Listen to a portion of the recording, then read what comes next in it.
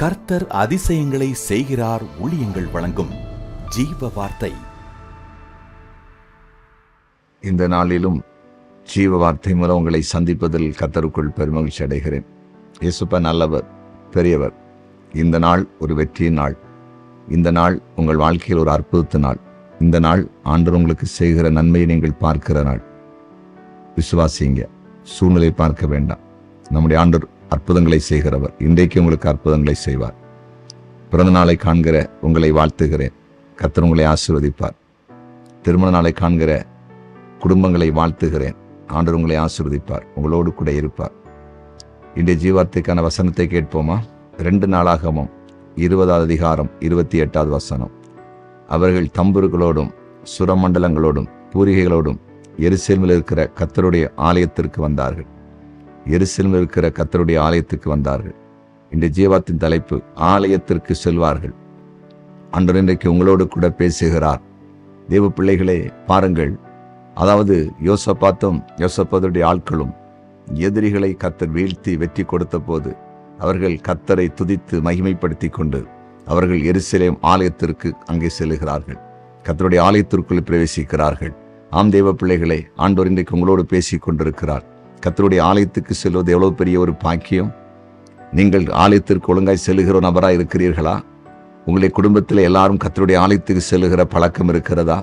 சிந்தித்து பாருங்கள். சில வேளையில ஏதோ ஒரு நாள் மட்டும் ஆலயத்துக்கு செல்வது, பண்டிகை காலத்திலே மட்டும் ஆலயத்துக்கு செல்வது, அல்லது ஏதாவது ஒரு பிரச்சனை வரும்போது மட்டும் ஆலயத்துக்கு செல்வது, அப்படித்தான் போய்கொண்டிருக்கிறாங்களா? இன்றைக்கு ஆண்டு சூழ்நிலைகளை மாற்ற விரும்புகிறார். பாருங்கள், நீங்கள் 2 ராஜாக்கள் புஸ்தகத்தில் 20 அதிகாரத்தை நீங்கள் வாசித்து பார்ப்பேன்னு சொன்னால், எசேக்கியா வியாதிப்பட்டு ஆபத்தான நிலையில் இருக்கிறான், உயிருக்கு போராடி கொண்டிருக்கிறான். பாருங்கள், அப்போது ஆண்டவர் ஏசிய தீர்க்கதரிசி அனுப்பி தீர்க்க தரிசனம் உரைக்கிறார். அந்த தீர்க்க தரிசனத்தின்படி அங்கு என்ன நடைபெற்றது தெரியுமான்னு சொல்லுகிறார். உன்னை நான் குணமாக்குவேன், நீ 3ஆம் நாளில் ஆலயத்துக்கு போவாய். 3ஆம் நாள் ஆலயத்துக்கு போவாய். பாருங்கள், அப்படியே எசேக்கியா கர்த்தருடைய ஆலயத்திற்கு போனான். கர்த்தருடைய ஆலயத்துக்கு போவதை கர்த்தர் விரும்புகிறார். ஓய்வு நாளிலே கர்த்தருடைய ஆலயத்தில் போய் கர்த்தரை ஆராதிக்க வேண்டும். அது மட்டுமல்ல, இன்னும் நீங்கள் ஆராதிக்கிற ஆலயத்திலே விசேஷித்த கூட்டங்கள் நடைபெறும் போதெல்லாம் முடிந்த அளவிற்கு கர்த்தரை போய் ஆராதிக்க வேண்டும். ஆலயத்துக்கு செல்லும் பொழுதுதான் இந்த ஆலயத்திலிருந்து கர்த்தர் நம்மோடு கூட பேசுகிறார், நம்முடைய வாழ்க்கையை மாற்றி அமைக்கிறார். இங்கே லூக்கா 21வது அதிகாரம் 38வது வசனத்தை வாசித்து பாருங்கள். ஆண்டவராகிய இயேசு கிறிஸ்து இந்த உலகத்தில் ஊழிய நாட்களிலே அங்கே அவருடைய உபதேசத்தை கேட்பதற்கு அதிகாலையிலே ஜனங்கள் தேவாலயத்திலே போய் கூடியிருப்பார்களாம். அதிகாலையிலே போய் கூடியிருப்பார்களாம். எதற்காக?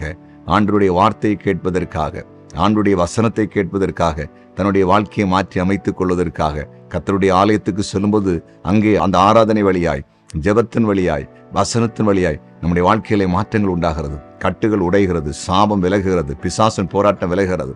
லூக்கா சுவிசேஷம் 13 அதிகாரத்தில் நீங்கள் வாசித்து பார்த்தால் 18 வருஷமாய் பிசாசினால் பாதிக்கப்பட்ட ஸ்திரீ, அவள் விடுதலை பெற்ற இடம் ஒரு ஜெப ஆலயம். மறந்துடாதீங்க.